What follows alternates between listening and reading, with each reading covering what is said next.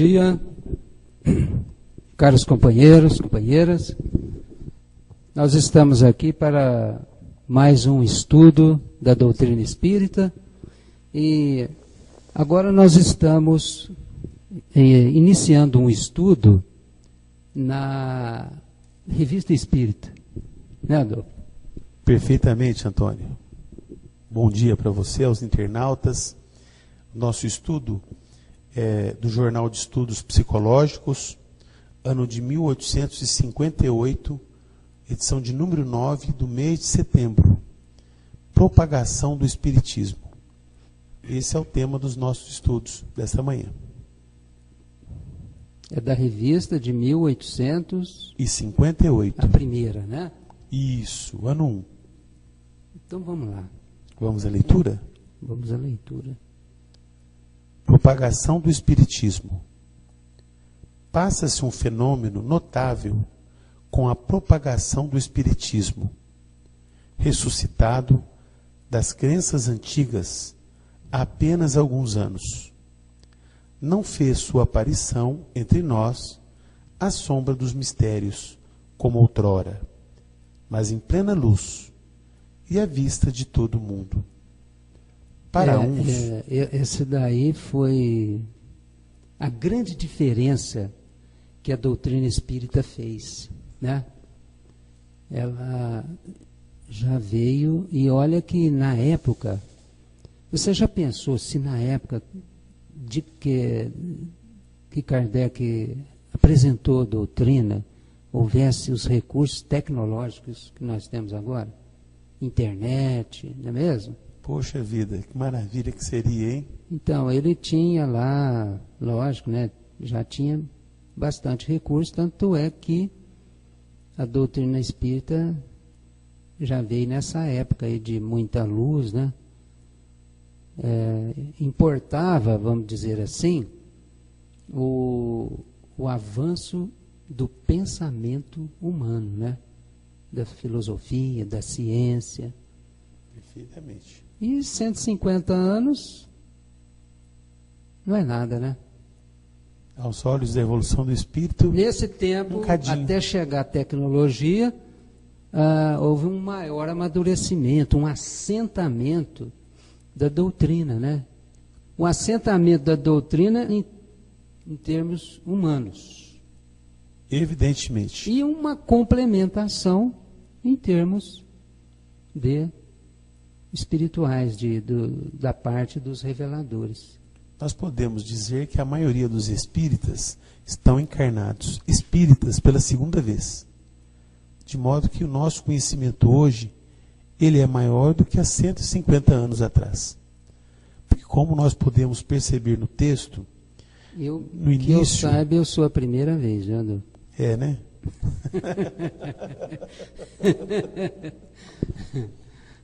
No início, o Espiritismo estava sendo assentado dentro do pensamento humano. Hoje ele já é uma doutrina consolidada. Hoje dá até status a pessoa dizer que é espírita, né? Então é um conhecimento que se propagou pelos meios de comunicação, como o cinema, a própria televisão, nas novelas e principalmente a internet. Esse meio de comunicação que tem popularizado a doutrina espírita em todo o planeta. Podemos continuar, Tom? Vamos continuar.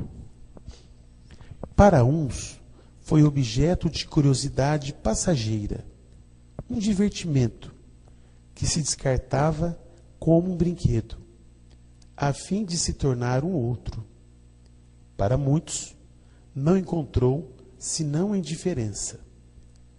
Para o maior número, a incredulidade, malgrado a opinião de filósofos cujos nomes a cada instante invocamos como autoridade.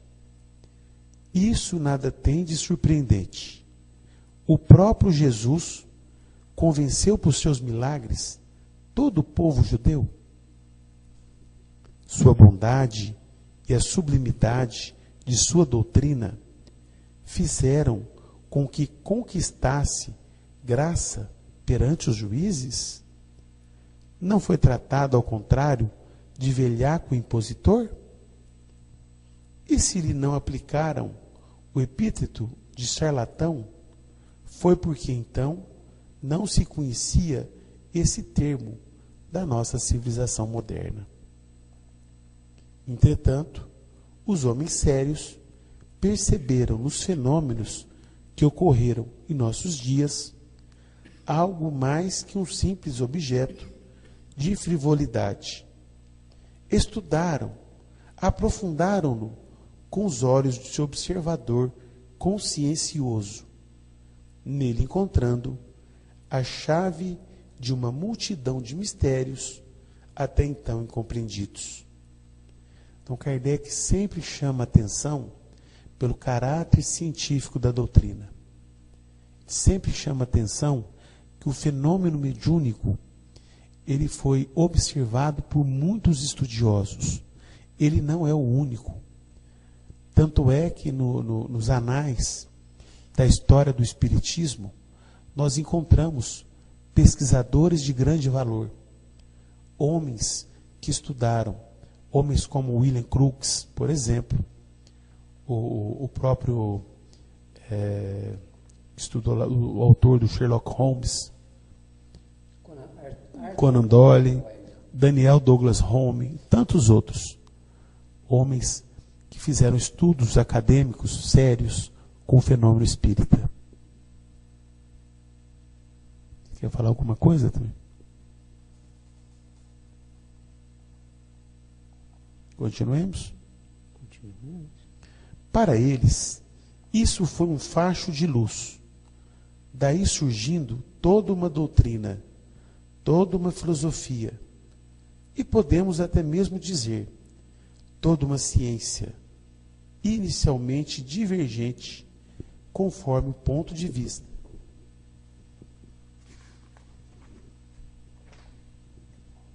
Ou opinião pessoal do observador, mas tendendo pouco a pouco à unidade de princípio.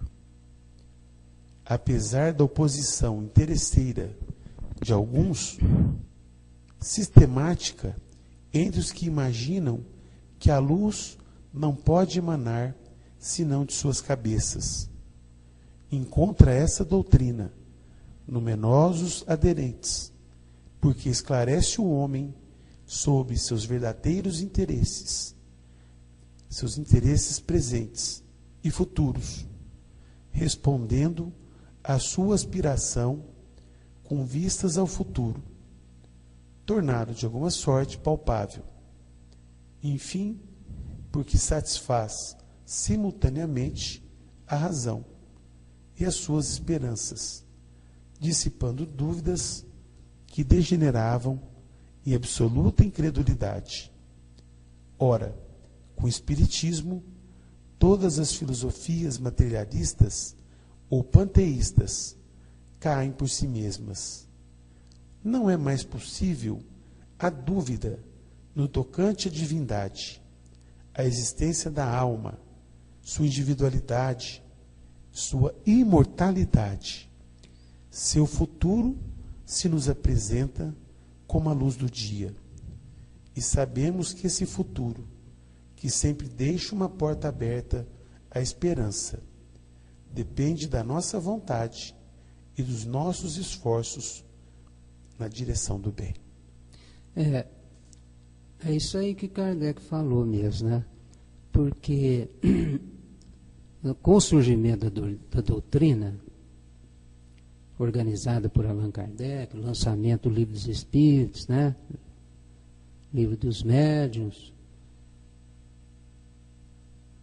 houve aqueles que quiseram dar explicações segundo a sua cabeça, né? Segundo a sua maneira de pensar. E houve até teorias, né?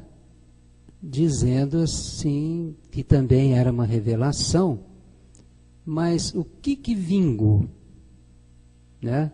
O que vingou foi a doutrina espírita contida ali nas obras básicas, né?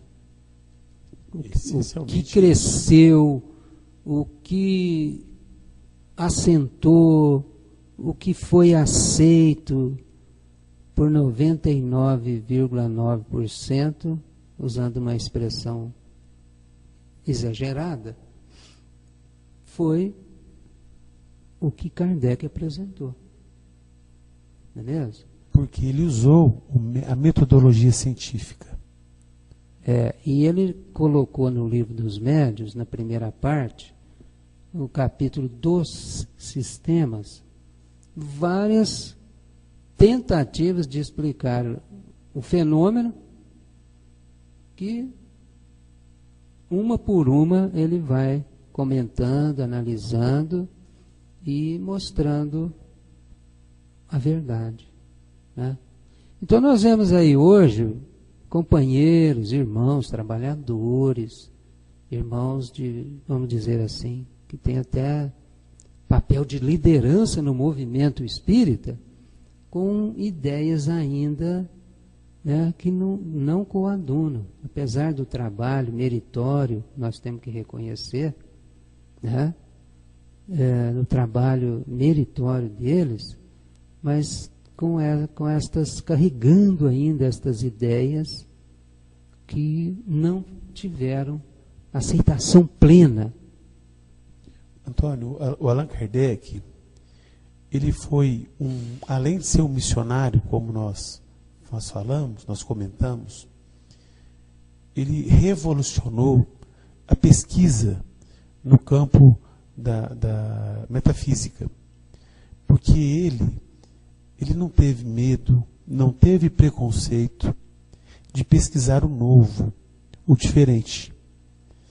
Então, nesse sentido, ele representa uma quebra de paradigmas entre a ciência propriamente dita e a chamada ciência espírita. E, ao mesmo tempo, ele teve o cuidado, como pesquisador, de, nas suas observações, na sua pesquisa, de entrar em contato com vários médiuns, com vários espíritos, em busca da verdade. Então, o que caracteriza a força da doutrina espírita é justamente ele ter encontrado a mesma resposta através de espíritos diferentes, de médiuns diferentes. Esse é um critério, é o próprio critério científico. E isso, conforme você estava dizendo, é que vai diferenciar o que é espiritismo do que é especulação. Evidentemente que algumas especulações, com o tempo, elas poderão vir a se confirmar. Como o próprio Chico Xavier, eu gosto muito de citar esse exemplo, quando ele nos trouxe, na verdade foi o André Luiz, pela psicografia do Chico, a ideia de colônias espirituais. Nós não encontramos esse termo na obra de Kardec. Muito embora Kardec fala que os espíritos se agrupam na espiritualidade, na erraticidade, em locais comuns, que são as colônias. Então, quando o Chico trouxe, ou melhor, o André Luiz trouxe essa informação pela psicografia do Chico, naquele momento era uma especulação. Naquele momento o Chico foi bombardeado pelo movimento espírita. Mas com o passar do tempo, outros espíritos vieram trazer a mesma mensagem, através de médiuns diferentes. E aí nós obtemos o critério de Kardec. Então, as colônias espirituais hoje, nós podemos afirmar com muita segurança que isso é um assunto doutrinário, que é uma realidade, que é uma verdade. Porque Kardec sempre buscou a verdade. Então, se ele não trouxe esse conceito de colônia espiritual, conforme nós temos hoje, é justamente porque o espiritismo é uma ciência. E a segurança das colônias espirituais, de que elas existem, ela vem justamente no fato de hoje vários espíritos, através de médiuns diferentes, trazer-nos essas informações. Ele não falou textualmente, né, abordando esse caso em especial. Isso. Ele não abordou especificamente, claramente com essas palavras, mas essa ideia nova que surgiu, ela está coerente com tudo aquilo que temos lá na base. Por quê? O livro dos Espíritos, os Espíritos nos falaram que o mundo espiritual é o mundo primitivo e o mundo normal e primitivo, né? Que esse mundo corporal poderia até nem existir. O mundo espiritual pré-existe, né? O termo que ele usa. Então tem coerência. Agora, nós não podemos conceber, por exemplo, usando a lógica aí, a razão, o raciocínio, que isso daí até é uma tendência antropomórfica nossa, assim como nós imaginamos um Deus antropomorfo, né? A nossa maneira, nós queremos ver o mundo espiritual à nossa maneira. E o nosso egoísmo nos leva a expressar que esse mundo aqui é o mundo principal, né? E ele é um mundo transitório. Exatamente. Ele é um mundo transitório, passageiro. É um mundo organizado? Organizou-se ao longo dos tempos. Se nós pegarmos desde o homem das cavernas até agora, houve uma evolução, mas olha bem, né? Nós saímos de um mundo primitivo para um mundo de provas e expiações, né? Então, o que André Luiz trouxe foi um aprofundamento daquilo que Kardec codificou, daquilo que os Espíritos falaram no Livro dos Espíritos. Aprofundamento não quer dizer que seja contrário, não quer dizer que seja um erro, que seja uma incoerência. Não é verdade? Perfeitamente. E uma outra coisa também que nos chama a atenção sobre esse assunto tão importante para nós, um assunto que merece uma análise profunda, pesquisa. O que me chama a atenção é que Allan Kardec, em sua pesquisa, ele sempre valorizou a importância da observação. E o que ocorre? Nós vemos nas casas espíritas, isso de um modo geral, nas casas, pelo menos que temos contato, que falta às vezes esse caráter, pelo menos em algumas, da pesquisa, da observação, da análise. Então, eu conheço grupos espíritas em que médiuns não estudaram o Livro dos Médiuns, que não conhecem o Livro dos Médiuns. Evidentemente que existem muitos companheiros com mediunidade ostensiva e que precisam trabalhar, evidentemente. Também sabemos que quando entidades como a USE e muitos centros espíritas da cidade oferecem cursos, seminários, não é no sentido de dar um diploma, de que a pessoa precisa ter uma formação escolar para poder trabalhar no centro espírita. Também não falamos nesse sentido. Mas é preciso sempre o estudo, a observação, a preparação. Essa é uma recomendação de Allan Kardec. Nós entendemos, a partir do estudo de sua obra, e ele também fala na introdução do Livro dos Médiuns, que é um livro exclusivo para aqueles que querem se dedicar à prática mediúnica, ao estudo da mediunidade, ao contato com os espíritos. Então, se ele nos deixou um legado... Guia dos médiuns e dos evocadores. Isso. Se ele nos deixou um legado, se ele nos deixou uma obra de pesquisa, de estudo, uma obra substancial, nós temos que estudá-la, independentemente do tempo que temos de trabalho na casa espírita. O Divaldo Pereira Franco nos dá um exemplo grandioso em um de seus contatos com Joana de Ângeles, quando Joana disse a ele: estude o livro dos Espíritos, leia o livro dos Espíritos. E o Divaldo, em uma de suas palestras, ele pega e fala: mas eu não peguei o livro. Então, no encontro seguinte, Joana, o que faço agora? Leia o livro dos Espíritos. Aí ele chegou em casa: mas essa Joana é danada. Até parece que ela sabe que eu não li o livro. Então ele resolveu ir ler o livro. Não, Joana, agora eu li, o que eu faço? Estude o livro dos Espíritos. Então, assim como Kardec, os Espíritos recomendam sempre o estudo.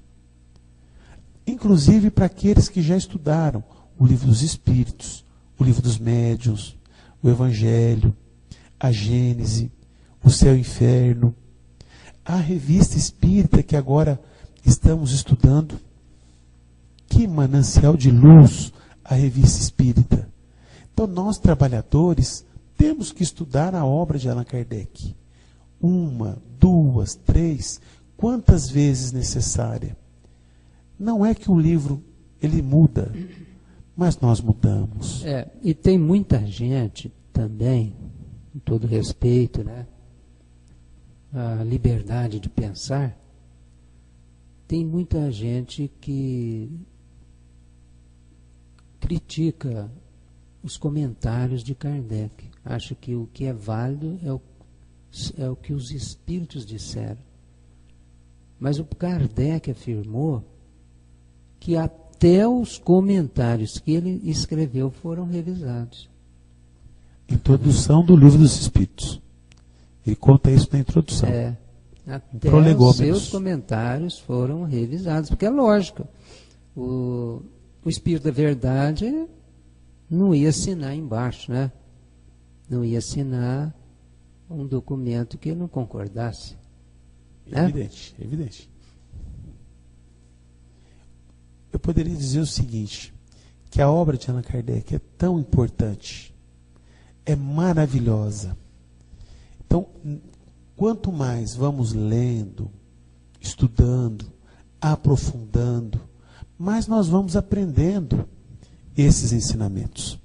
Como faz bem a nossa alma estudar Allan Kardec. E o Dr. Bezerra de Menezes, em uma de suas mensagens, esse espírito extraordinário, maravilhoso, ele fala que nós temos que viver Kardec, sentir Kardec, respirar Kardec, suar Allan Kardec em nossas vidas. Em nossas vidas. Seja Allan Kardec suado, realizado por todos nós. Acabou aí? Não, tem mais. Vamos continuar. Enquanto não viram no Espiritismo senão fenômenos materiais, só se interessaram por ele como espetáculo, porque se dirigia aos olhos. Porém, desde o momento em que se elevou à categoria de ciência moral, foi levado a sério, porque falava ao coração e à inteligência, e todos encontraram nele a solução do que procuravam, vagamente, em si mesmos. Uma confiança fundada na evidência de substituiu a incerteza pungente, do ponto de vista tão elevado em que nos coloca. As coisas terrenas parecem tão pequenas e tão mesquinhas que as vicissitudes deste mundo não são mais que incidentes passageiros que se suporta com paciência e resignação. A vida corporal não passa de uma breve parada na vida da alma, para nos servirmos de uma expressão de nosso sábio e espirituoso confrade, Sr. Jobá. Não é mais que um albergue ordinário, onde não vale a pena desfazer as malas. Olha que maravilha esse texto.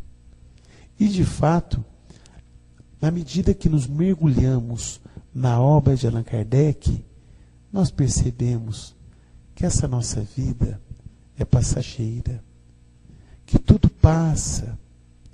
Nós percebemos a grandiosidade da obra, a grandiosidade do Mestre, que sempre nos convidou: vós sois deuses, vós sois deuses. Que maravilha, que grandeza! Uma doutrina que toca a alma, uma doutrina que toca a nossa inteligência. Que maravilha! Vamos continuar?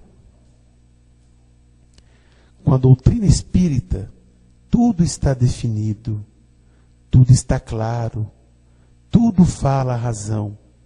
Numa palavra, tudo se explica.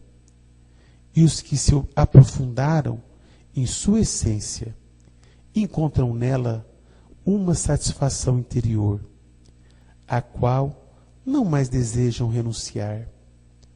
Eis porque, em tão pouco tempo, encontrou tantas simpatias, de modo algum recrutadas no círculo limitado de uma localidade, mas no mundo inteiro.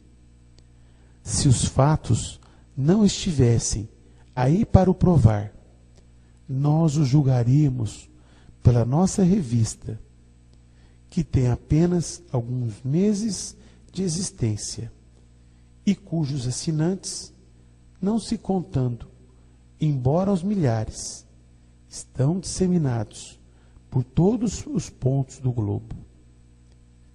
Além de Paris... Quer dizer que logo em seguida ao lançamento do Livro dos Espíritos, você já lançou a revista, né? Sim, sim. A revista é de janeiro?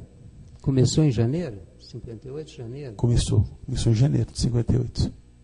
Quer dizer, não passou nenhum ano. 18 de abril de 57. Nós podemos considerar que um semestre. Para janeiro. Nós podemos considerar que depois de um semestre. 8 meses. Né? 8 meses. Além dos de Paris e dos departamentos, nós os possuímos na Inglaterra, Escócia, Holanda, Bélgica e Prússia, São Petersburgo, Moscou, Nápoles, Florença, Milão, Gênova, Turim, Genebra, Madrid e Xangai. Na China e na Batávia, em Cayena, no México e no Canadá, nos Estados Unidos, etc.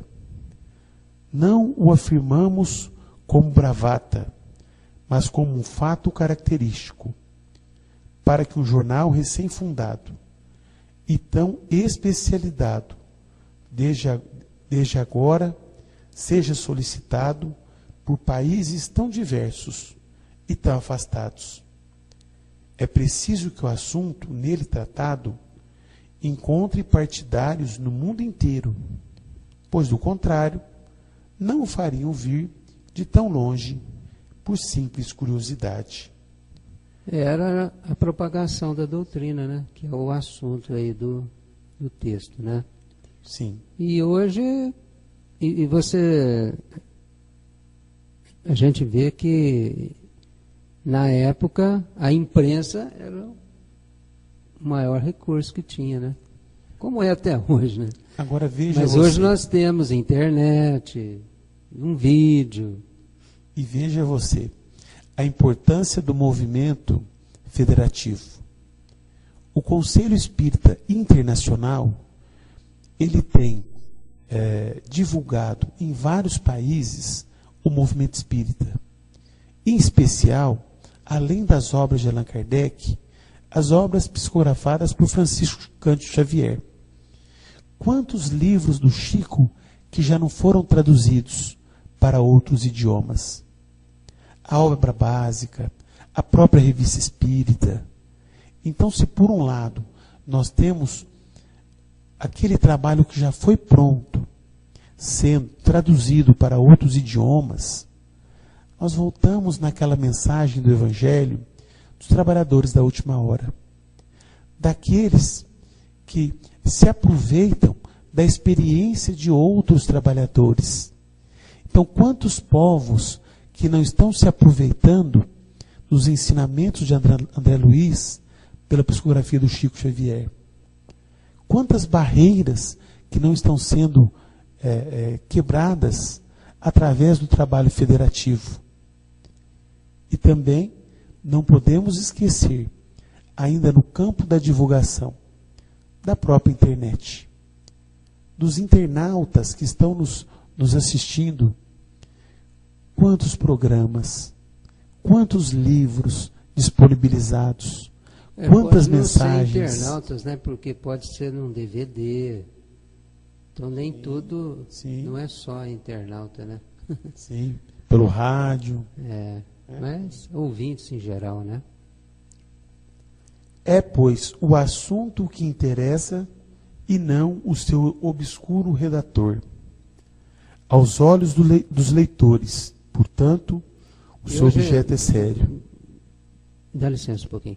Hoje nós temos também, Adolfo, um trabalho lá da turma de Belo Horizonte, que estão fazendo podcast, né? São gravações, tipo programa de rádio, tem aí 4, 5, às vezes mais pessoas, e gravado em MP3. Podcast. Podcast gravado em MP3 que você pode levar um pendrive, você pode gravar em CD, você pode ver no computador, você pode levar para o radinho do seu carro. Então é muito versátil. E o importante é que ele fica gravado. Porque um programa de rádio, você ouve uma vez, quem ouviu, ouviu, quem não ouviu, perdeu. Agora essas gravações, elas ficam, permanecem. E são bate-papos de altíssimo nível. Nós até fazemos essa divulgação aqui. O site é www.portalser.org www.portalser.org. Eles, até a última notícia o último acesso que eu fiz, tinham 15 podcasts, cada um melhor do que o outro. Que maravilha, né? E sabe uma outra coisa? Eu gravo também? Eles num pendrive e coloco para minha esposa ouvir no carro. Que maravilha. Então, sabe uma outra coisa também que me chama a atenção, principalmente nesse momento que estamos vivendo, nesse ainda início de século XXI, uma outra forma de divulgação da doutrina hoje é na própria universidade.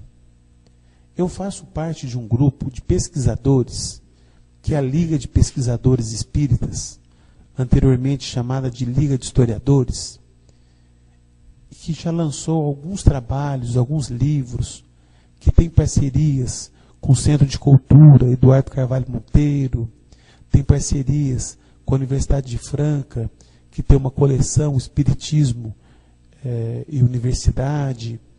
Então tem várias obras publicadas e que estão sendo estudadas em universidades. Hoje, o tema Espiritismo é objeto de muito interesse nas universidades brasileiras. Pesquisadores, espíritas ou não, têm usado o Espiritismo como seu objeto de pesquisa. Eu já visto o Dr. Sérgio Felipe de Oliveira, que é professor da USP, pesquisador, cientista. Ele sai para o mundo aí, a maioria das palestras dele são em universidade, das grandes capitais. Paris, Madrid, Londres, Nova York. E quando nós fazemos uma pesquisa acadêmica, o objeto da pesquisa, ou a maneira como ela é feita, é muito diferente de uma palestra no centro espírita, de um seminário. Porque é uma abordagem acadêmica. E aí o pesquisador tem que utilizar a metodologia científica. E aí não é um discurso religioso, é um discurso científico, que é apresentado para uma banca de pessoas que não são espíritas, pessoas que além de terem outras crenças, que fazem um julgamento a partir da análise científica, a partir da análise acadêmica. Isso aí, esse encontro de historiadores que você fala, né? Que você participa. Além desse encontro, das pesquisas que são apresentadas em teses de mestrado, doutorado. Então, todo o trabalho que é feito é no âmbito acadêmico, é no âmbito científico. Portanto, não há essa conotação religiosa ou essa conotação que nós damos no trabalho espírita. E a aceitação é muito grande. Muitos pesquisadores sérios têm tido interesse e têm apreciado os trabalhos que têm sido apresentados nas universidades brasileiras. Então, isso é um avanço muito grande da pesquisa. Aí tem aquela organização que a Júlia Nezu é presidente, né? É o Centro de Cultura Eduardo de Carvalho Monteiro, que inclusive tem muitos livros publicados. Nós até tivemos a felicidade de enviar um texto que foi publicado sobre a biografia de José Marques Garcia, pioneiro do Espiritismo em Franca. Então, um texto que enviamos, que foi apreciado por professores doutores, todos ligados ao Centro de Cultura, Liga de Historiadores, e que aprovaram o texto. Ele foi publicado em um livro. Qual é o objetivo deste Centro de Cultura, né? Desse pesquisa? Bom, o Centro de Cultura, e para nós é até uma alegria muito grande falar do Centro de Cultura, porque tivemos uma convivência, ainda que pequena, com o Eduardo Carvalho Monteiro. Inicialmente, ele criou uma biblioteca. Ele é um psicólogo, fazendo pesquisas no campo da história do espiritismo. Então, foi levantando material. Então, ele tem um acervo, na verdade. O Centro de Cultura é um acervo para pesquisa. Mas não é somente um acervo para pesquisa. Como Centro de Cultura, ele também promove uma série de eventos culturais dentro da divulgação da doutrina espírita. E dentre esses eventos, né, ele também tem a preocupação da publicação de livros, de textos, de artigos, que de uma forma ou de outra possam preservar a memória do movimento espírita brasileiro e, consequentemente, da própria doutrina espírita. Então você vê que surgem companheiros, né? A diversidade de colaboradores na área da propagação da doutrina, porque o que nós estamos falando aqui está dentro do tema aí que está sendo estudado. Existe uma diversidade muito grande, associações de várias áreas, área médica, área jurídica, área de psicólogos, parece que tem até de geógrafos, historiadores. Então, isso é o fortalecimento, né? É a doutrina espírita se enraizando na sociedade, a sociedade vivendo a doutrina espírita, que é um prenúncio que ela veio para preparar a humanidade para essa etapa que nos levará à categoria de regeneração, né? Como diz Allan Kardec... Que não será feita do dia para a noite, né? Sim. Como diz Allan Kardec, o próprio Mestre Jesus não agradou a todos. Só não foi chamado de charlatão porque o termo não existia na época. Assim também, Allan Kardec não conseguiu convencer os incrédulos. Ainda existem incrédulos nos dias de hoje, mas o número de pessoas que têm se interessado por estudar o Espiritismo, ele vem crescendo a cada dia.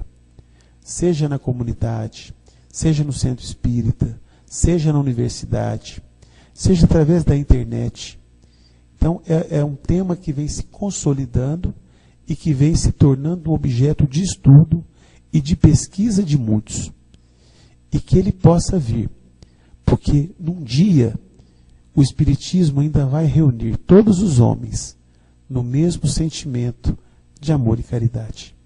Ele não vai ser a religião do futuro, mas já está acontecendo.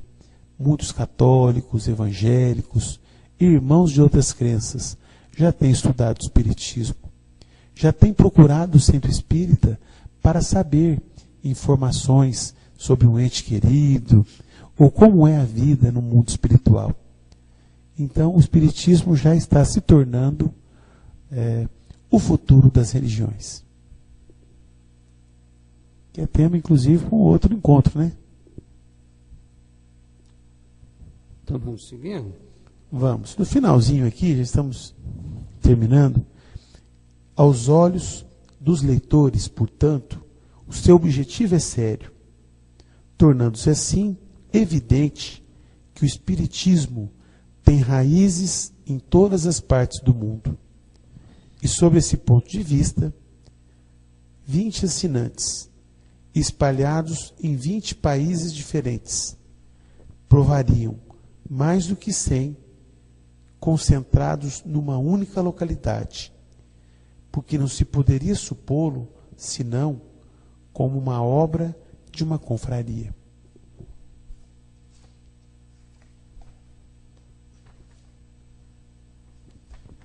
Nós podemos parar por aqui, viu, Antônio? Terminou? Terminou o parágrafo. Falta muito? Falta. Agora o próximo parágrafo ele é um pouco longo. Sei.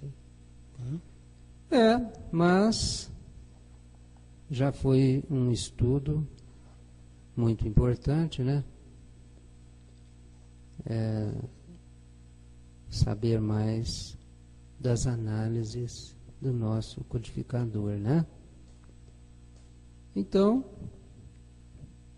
você quer falar mais alguma coisa para finalizar, complementar? Só agradecer a oportunidade desse encontro e mais uma vez dizer do meu amor, do meu carinho por Allan Kardec, esse espírito extraordinário, esse mestre.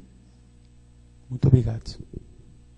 Nós agradecemos e até uma próxima oportunidade.